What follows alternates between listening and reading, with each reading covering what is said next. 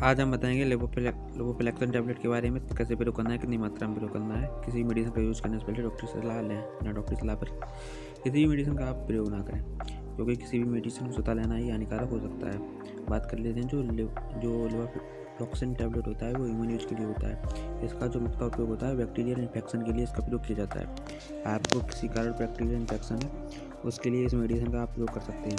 जैसे bacterial infection के कारण आपको कोई भी इन्फेक्शन हो रहा है तो उसको ख़त्म करने के लिए डॉक्टर लोग इस मेडिसिन को प्रिस्क्राइब करते हैं। ये डॉक्टर के पर्चे पर मिलती है। ये इन्फेक्शन किसी भी बॉडी पार्ट में हो सकता है, कहीं भी हो सकता है, उसके लिए इसका प्रयोग आप कर सकते हैं। तो डिफरेंट बॉडी पार्ट्स में इस इन्फेक्शन देखने को मिल जाता है। कभी कभी किसी बैक्टीरिया का इन्फेक्शन हो जाता है, शरीर के किसी भी अंग में हो सकता है। तो अगर आपको बैक्टीरिया का कोई इन्फेक्शन हो गया है तो उसके लिए आप इसका प्रयोग कर सकते हैं। जैसे कोई एंथ्रेक्स इन्फेक्शन है उसके लिए भी इसका प्रयोग किया जाता है। तो लेवोफ्लेक्सन टैबलेट होता है वो जैसे कोई निमोनिया या कोई अन्य बीमारियां हो रही हैं, जैसे इन्फेक्शन के कारण जो बीमारियां होती हैं, बैक्टीरिया इन्फेक्शन के कारण जो बीमारियां होती हैं, उनमें डॉक्टर लोग एडवाइज करते हैं या इसको देते हैं। तो इसको निमोनिया कंडीशन में भी दिया जा सकता है, या सर्दी खांसी जुकाम या कोई अन्य बैक्टीरिया कारण बीमारी हो गई है तो उसके लिए भी डॉक्टर्स लोग इस मेडिसिन का प्रिस्क्राइब करते हैं। तो यह अच्छी मेडिसिन होती है बैक्टीरियल इन्फेक्शन के लिए।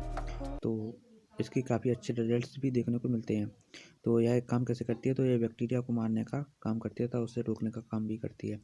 तो इसको मार कर यह काम करती है। तो बैक्टीरिया को मारने का काम इसमें लेवोफ्लेक्सन टैबलेट द्वारा किया जाता है।